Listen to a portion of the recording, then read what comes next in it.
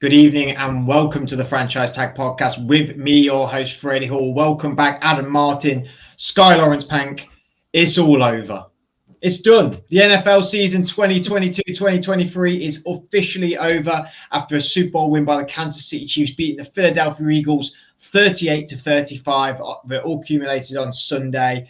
What a game it was. We're going to be talking a bit about that, a bit about our highlights of the past season. Lots to talk about. Maybe a bit of a shorter show, seems as we're all done now, Sky. I mean, a lot of people now to me are like, well, what am I going to do now? And I'm like, well, there's the XFL, there's the draft, there's the combine, there's free agency, there's Derek Carr. I mean, there's so much going on. This isn't the end, surely, no?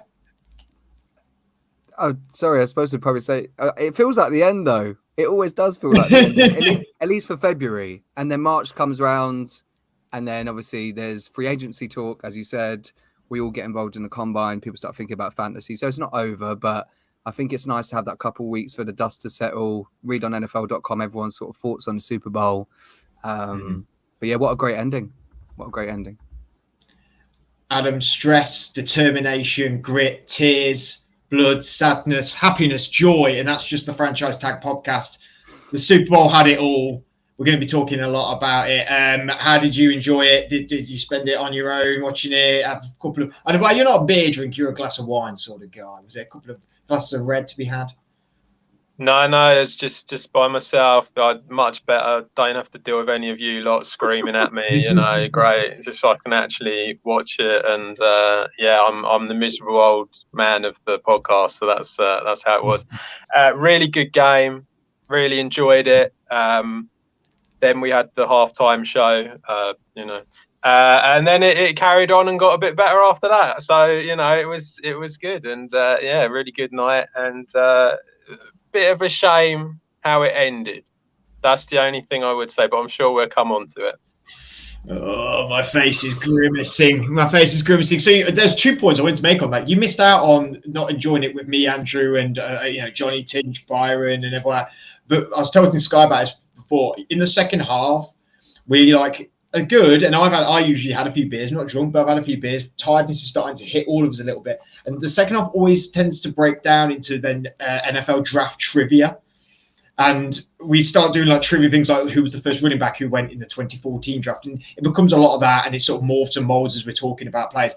And it is just purely for the fact of we're just trying to think so that we can stay awake to try and watch the rest of the game. If we're just all silent, we just start falling off, sleeping, dropping off. But I'm going to defend Rihanna. I'm going to defend her because I watched it with Paris. Don't defend Rihanna. Don't. And I didn't realise this because Tinch said at the time she's pregnant, as in. But actually, she's been pregnant. She's had said baby and now is pregnant again, and no one knew until the Super Bowl, which is pretty impressive for the performance she gave, considering she's quite heavily pregnant as it is. And also, that's the first time she's performed in 7 years, and is going to be probably the first time the last time she performs now for another 2 or 3 years, given that she'll have another kid. I thought it was pretty all right. Okay, it's not to everyone's taste. It's not to my taste particularly. I'm not a huge Rihanna fan. I'm far more of a Beyonce guy. But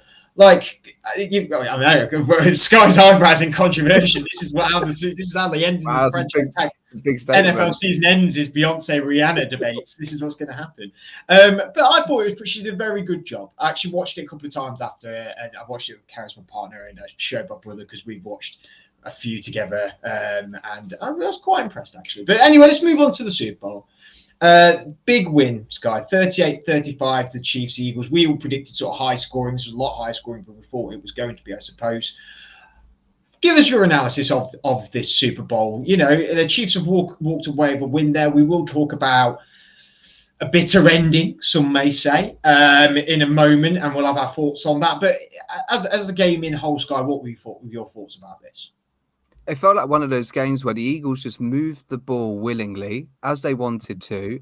And then the more the Chiefs crept back into it, you just thought it's going to feel like one of those games that the Eagles at the end, they're going to lose. And they're going to think, how did we lose this? Because there was something about Mahomes had his lowest postseason passing total. It's like 182 yards or so.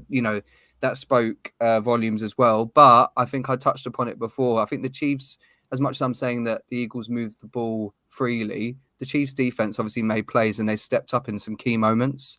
A lot of people didn't see that coming. Mahomes wasn't sacked, and there's been complaints about from Reddick. They touched upon like the state of the field, but both teams have to deal with that anyway. And I think once again, Mahomes and Andy Reid just showed how to get it done in the big game. They had the comeback win against the 49ers. They've done it again now. And they definitely learned from the mistakes that they had when they went up against that great Tampa defense. And I think that just showed through. They persevered and rallied. So I was really impressed with how they got it done. Really impressed with the Eagles as well. And I didn't feel sorry for Nick Sirianni, but I did feel sorry for Jalen Hurts because he had a great game. And I think we'd all touched upon if the Eagles were going to win the Super Bowl, I didn't think he would be the MVP. I thought someone else might stand out, but he would have been. He played fantastic, so can hold his head high. Well, he definitely contributed to the internet because he was a big meme now going about Nick Sirianni. He's the reply to a lot of tweets, isn't he, at the minute?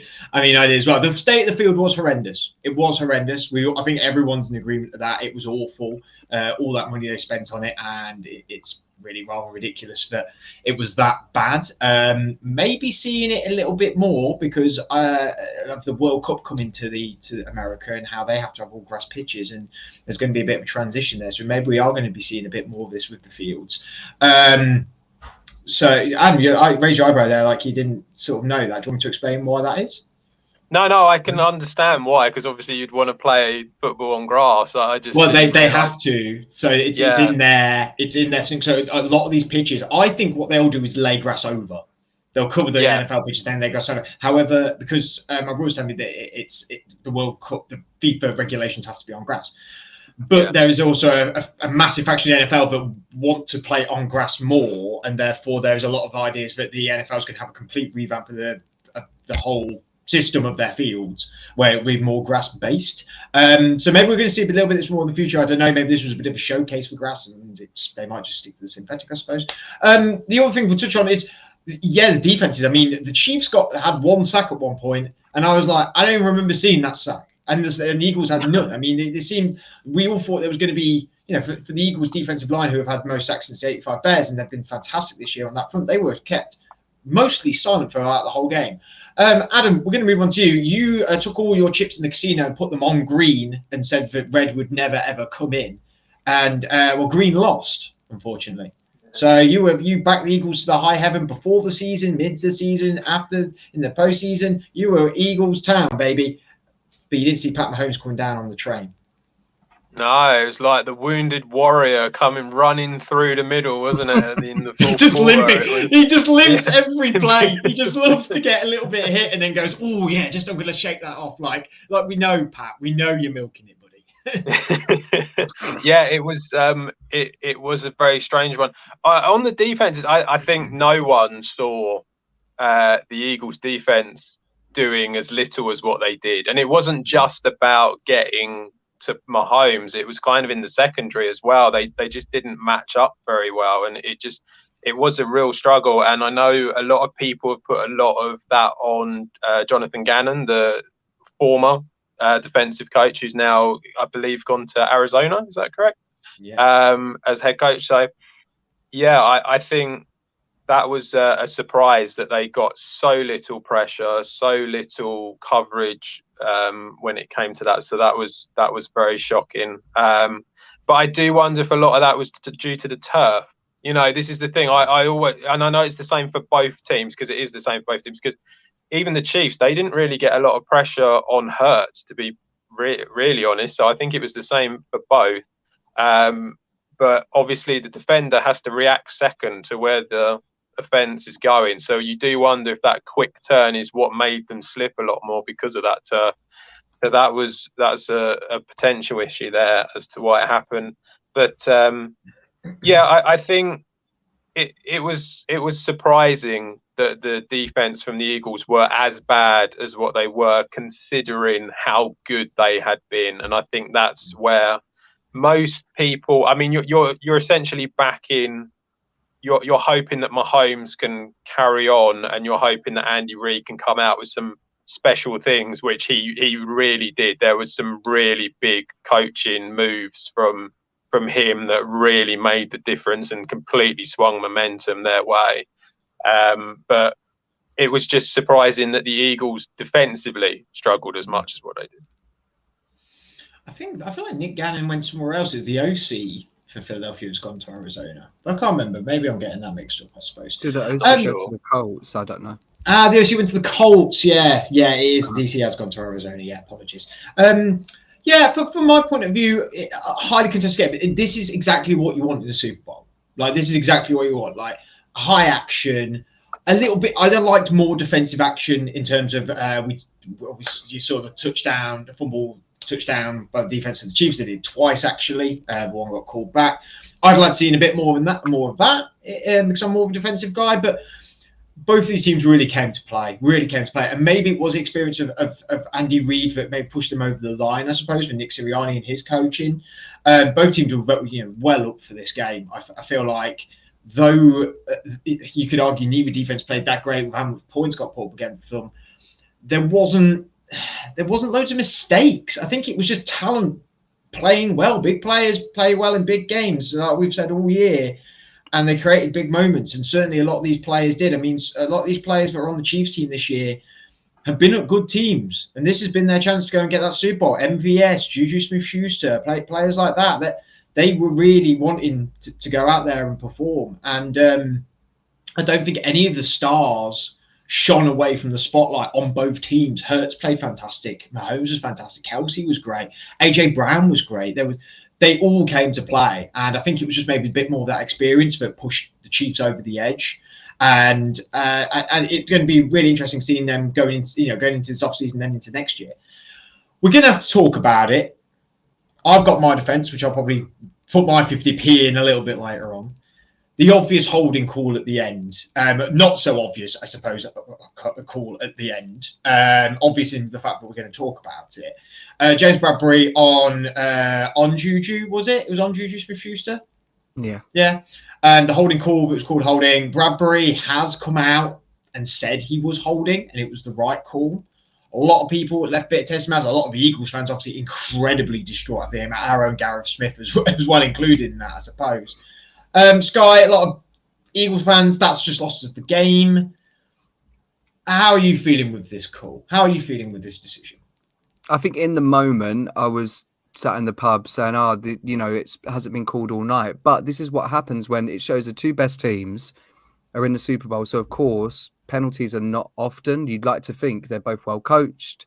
And, of course, when there's one or two calls, then they get highlighted. I would lean towards saying that it was holding, but I haven't replayed to watch the whole game to say if there was any missed. I can't think of many others that were potentially missed, but it's just because it was at the end of the game. Obviously, it's magnified. I'm actually more confused as to why he felt the need to hold. I've watched that particular play a few times, and Mahomes ended up throwing it to the back of the end zone. So he was just taking a chance, settling for a field goal, essentially. I know it's easier said than done in the moment, but it didn't seem like Juju was going to break free from him. So I don't know if there was what his thought process was in the moment. I don't think he needed to hold there. But sounds like I'm going to be on the fence, but I'm not. I think it was a hold and it was called. Classic Sky. Sitting on the fence. I wouldn't say it was the right call, but I understand why it was called. It's just poor timing, right? If you're an Eagles fan. Adam, what's your stance on the whole saga? I think it was it was holding. Clearly, it wasn't the one on his back; it was the one on his side, which the first one, which I think everyone kind of got confused with, because when what we saw on the TV, it just looked like there was a guy with his hand on his back, which was like, well, why are you giving that? It was clearly a hold, as you said. Bradbury's come out and said that he held him. The problem is that it, based on what had happened previously in the game and the way that things had happened, it kind of felt like it shouldn't have been called. That was the problem. It's like you want to... The biggest issue, and this is something that we've had with officials for years, and quite what Roger Goodell's on when he comes out and says it's the best officiating it's not. It just isn't. And I know he's got to defend them, but yeah. There was one on Juju earlier in the game where you sort of look at it and it felt like a clear hold, and there was another one and you've had other ones in previous games where they're holds and they don't give them because they just decide not to.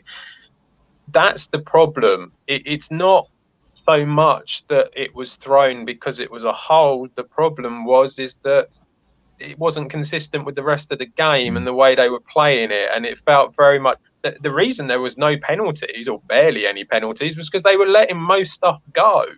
And I think that where it was at that point of the game, I think the vast majority of us probably felt robbed of what would have been from that, where the Eagles would have had, a minute 45, a minute 50, something like that.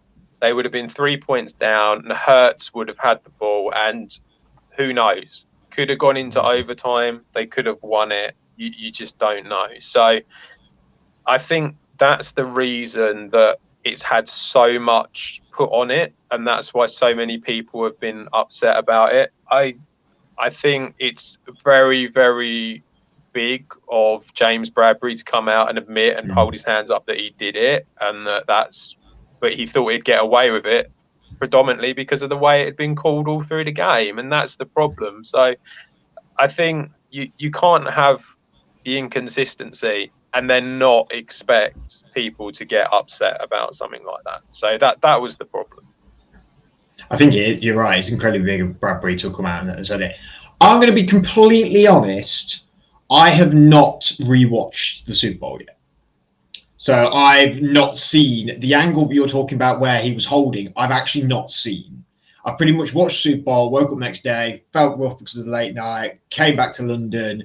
I've had work on it. I've just not been able to, even though I've been on Twitter and Instagram, so nothing's popped up for me from the Super Bowl that has maybe altered anything other than Bradbury saying that he was holding. So on the night, the angle that we saw, we all said, and me included, that's not a hold. It's not a hold. But my problem was the Eagles, that's just lost us the game. And I would say, hang on a minute, no, moments within games lose you games, yes. And yes, anything could have happened with that last minute and 40 left or whatever it was. But that's not the point. The winning, to win the Super Bowl, you need to give it your all points. And I felt like it was just like, well, if we got that call, we wouldn't have won the game. No, that's not necessarily true. You could have also lost the game still if you had not got that call. So there, that sole decision does not determine who won the Super Bowl. That's the one thing. The same thing was, you say about inconsistencies. There was this inconsistencies, and it swings and roundabouts as well. And we get this in football massively as well, in regular football, in all sports.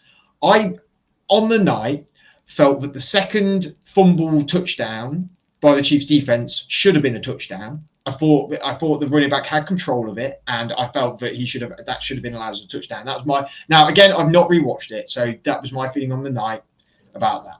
And also the Dallas Goedert catch that went out of bounds, but they said he didn't have actual control. I don't think he had proper control either on that. I didn't think he had in the game. Again, not watched it see. So it is swings and roundabouts with these decisions. Some go your way, some don't. That is partly why we love sport, and partly why there's such a faction of VAR hate in the moment in this country, because that has been taken away. The element of you win some, you lose some, in a way. And that has been something that's been ingrained in all sports for a huge amount of time. But the NFL is a sport that looks at these things under the microscope a lot and allows time for referees and personnel and the thousands of cameras and personnel that they have to look at these decisions, and it is the lack of consistency. So, but I don't think it's a bitter no. I'm hating this. It was a bitter ending. It was a sour ending. No, the best team won. You shouldn't have put yourself in that position where it was in the last moments. That single decision did not lose you the Super Bowl. It didn't help by no means. But if you're going to win the Super Bowl, you've got to play every minute back to back, and you try and put the most points on the board. And as Michael Owen once said, whoever scores next goal, the most goals is going to win the game. You put the ball in the end zone, and then then Jalen Hurts did get the ball back, and he tried that Hail Mary, and it was absolutely awful, pathetic attempt. So even he had to get down the field in that amount of time, I suppose maybe it wouldn't have happened either. That's my sense of it. It might be a bit ridiculous. How did you feel about them two calls that I was talking about just then? I think the biggest thing, and maybe it hasn't been articulated very well by Eagles fans at the time, who were very upset at obviously. is that it's not so much that they would have won. I think it's just that they were robbed of the opportunity to win at that moment. And like I say, because it hadn't been like that through the game, I think that's what the issue is. With the Goddard one, to me, had it against his helmet.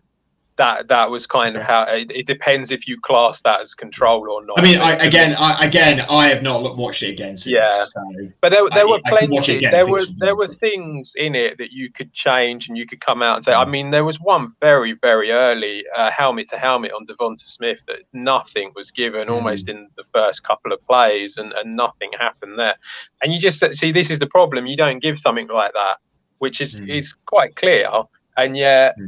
You do a hold, which it was a hold, but that's the problem. And like you say, there were things on the other side as well. It's like the Chiefs had certain things that they should have been given. You know, there is an argument that Nick Bolton should have got the second one. Who, you know, that's another thing, and it kind of just felt like it was a bit like that they were just letting everything go. Unless it had to go to video replay and they had to overturn it. But it just kind of felt like most stuff was being let go. And I think that's probably the biggest gripe that they have. Nick Bolton absolutely did me a dirty, because at the start of the program they said Nick Bolton was one of the leading league leaders in tackles this year. And I said how that is such a silly stat that people bloat that up, because you, as a defense, you should be the team with the least amount of tackles. Because that means that you weren't on the field much and you were winning games a lot. You know what I mean? So that was my argument. I was like, right. And then he scored that touchdown. Then he's got no one. Everyone in the room was just like, and Nick Bolton's stats? How bad are Nick Bolton's stats? And he's doing that on them. And I was like, oh, yeah, okay. He heard you. He clearly did hear me.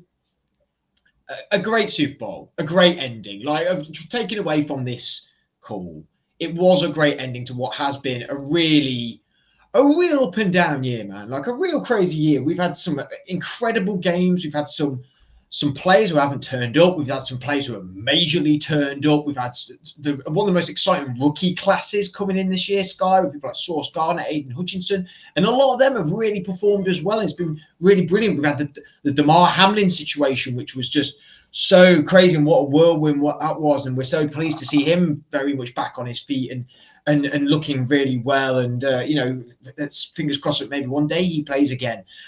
And now we're going to come into a really, really great off season as well, because there is a lot of movement. We've already had Derek Carr be released just today. Well, yesterday, really. He's going to be looking for team. We've got the Aaron Rodgers saga once again. When is it never about Aaron Rodgers? I mean, we got so much going on and what's happening. Summarize what this year for the NFL has been like for you as a Patriots fan and as an NFL fan in general.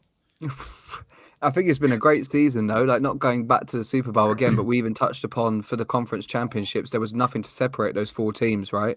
I think it was probably the hardest year to predict who was going to go all the way.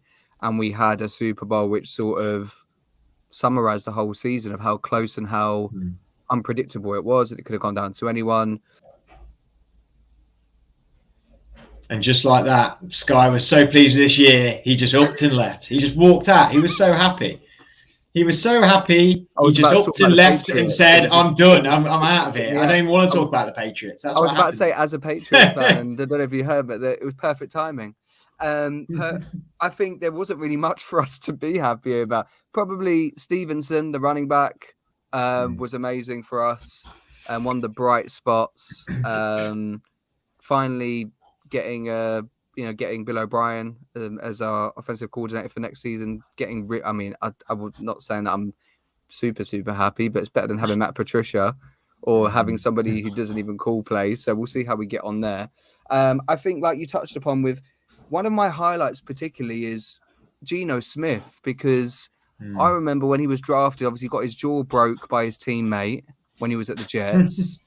And everybody was like putting him down.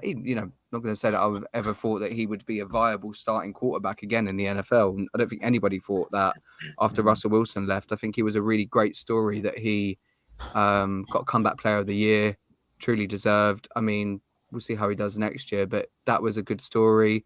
The Bengals as well. I think we've all spoke about their talent, but we've seen so many teams go the other way after making a Super Bowl, win or lose. That happened to the Rams. So it's good to see the Bengals back in contention, and also good to see the Bills not winning it again as a Patriots fan, because I get hyped up every year. So I'll deal with the Chiefs. I still don't think that the Chiefs. I mean, people keep saying they're a dynasty. Are you really a dynasty? You need like 2 in 3 years, don't you, or like 3 in 4? So I think the Chiefs need to win another one next year to solely have that title. And what about yourself, Adam? How's your Green Bay Packer journey been this year and the NFL season in general? Well, I mean, everyone knows that anyone who's a Green Bay Packer fan has been in depression all year. So, that's nothing to talk about. I think the NFL, one of the biggest things, I think the emergence of Jalen Hurts definitely has been a massive thing. I think you can safely say that he's going to be there for many years to come now, and that we can put to bed this ridiculous chat about whether or not he's good enough, because he clearly showed that he was. So I think that's definitely something that he's stepped up. Just the emergence of some of these teams. I think there's been teams that have not been around now for a good Do you mean when I accurately predicted that the Lions and Jets could turn it all around? Is that where you? No, I was going for the Jags. So I didn't predict that, admittedly.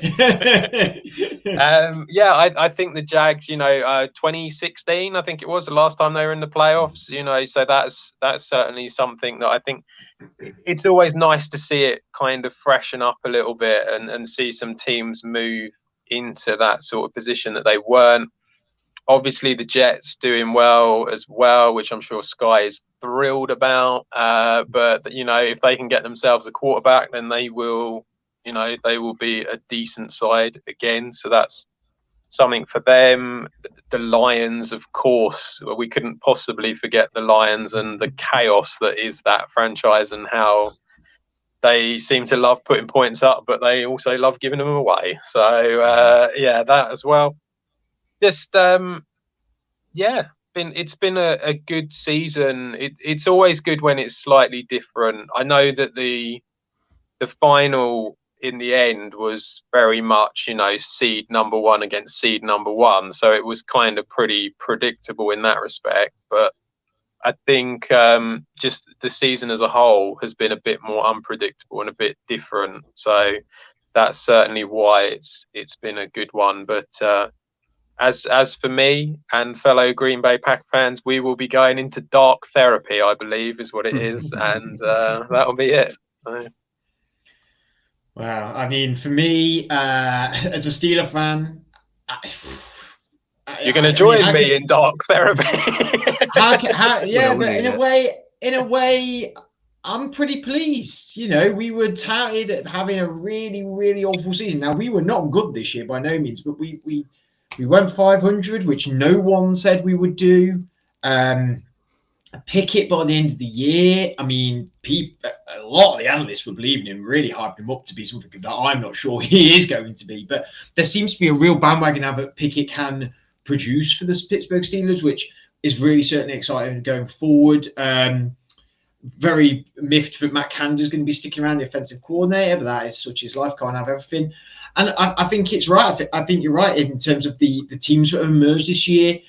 And I think there's been certain players this year that have stuck the flag in the ground for I'm elite and I'm going to be elite. Like for me, Justin Jefferson has just been a joy to watch all year. Like I've said it already on the podcast this year, but I think he's going to be the next greatest receiver that people talk about for the generations, because I think he's just that good. I think he's been so phenomenal. Pat Mahomes has been ecstatic again this year. He's been phenomenal. And some of these players who we knew were good and at a high level have really planted the flag in the ground this year to go oh no, I'm elite and I'm here to stay.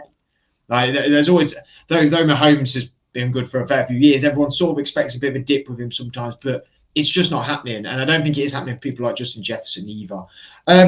What would you say is your moment of the year? What's been the one moment this year that sticks out in your brain that you go, wow, that was incredible? Like a good thing. I can start because I can see Adam's face.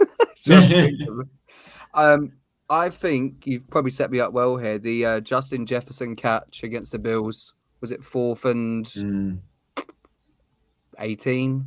Something like that in that game that went to overtime. That was, if we're talking about a moment that stands out. Yeah, that's what I mean. Yeah. I think that was pretty big. Other than that, I guess because of, like you said, with the Damar Hamlin thing, the kickoff return against the Patriots to start that game, the atmosphere was electric. So even as a Patriots fan, never want to see your own team give up a touchdown, but it sort of captivated that entire week and everything that went into it. So that's probably another standout moment. What about yourself, Adam? Now you had a little think about it. I don't really have one, to be brutally honest. I mean, I think it's the whole Damar Hamlin thing is going to be remembered quite a lot for this season and everything that happened with that. That's as helpful as I'm going to be to you, really. I don't really have one. I'm actually I'm very similar to Sky, but my moment is the Vikings coming back to beat the Colts by that huge deficit. That was my moment. Can we stop all this Vikings love? I don't like it. Well, no, it's because also I watched that game and was like, wow, and it was like, wow, it's crazy. And like, obviously, Karis, my partner, is a Vikings fan, though very, very casual, but she was so into it by the end of the game. And like, I kept telling her they'd lost, they'd won. And it was like, in my mind, I was going, well, they surely have lost or they surely have won. But it was like a minute 15, minute 20. And they came back and won the game. Same with the Bills game as well. I did the same thing to her there. In fact, it was that game where I couldn't quite tell whether they're winning or losing. And then the Colts comeback was like phenomenal. I think that was just an incredible game. I know a lot of Vikings love going on here, but that was a really special moment. And yeah, I'd say that the touchback from the kickoff, the first play of the game against the Patriots. I suppose one thing, and it wasn't really a moment because obviously we didn't see it happen because it happened afterwards. And I know that Andrew just loves me bringing him up on the show all the time. But, Tom Brady retiring is a pretty big moment as well. I might cry. Well, thank you, both of you, for coming on tonight and talking about the Super Bowl, about the NFL season. Thank you, Sky. Thank you, Adam. Going to close out with thank yous, I'm afraid, because it is the last one of the year. Actually, there is one other thing. We did a really good betting show for the Super Bowl prior to the Super Bowl that Sky and Adam and Andrew were involved in, as well as our good friend Sam Farley. One of the bets did come in, which was one of Sky's bets. Admittedly, Pacheco finally did something for you that you wanted.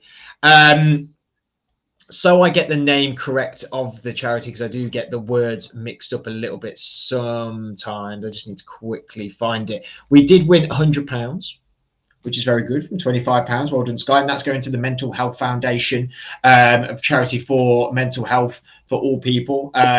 So we'll be sending that. I'm going to be sending that very soon to them. If anyone does struggle with mental health or anything like that, speak to a friend, speak to your family, maybe reach out to this charity as well.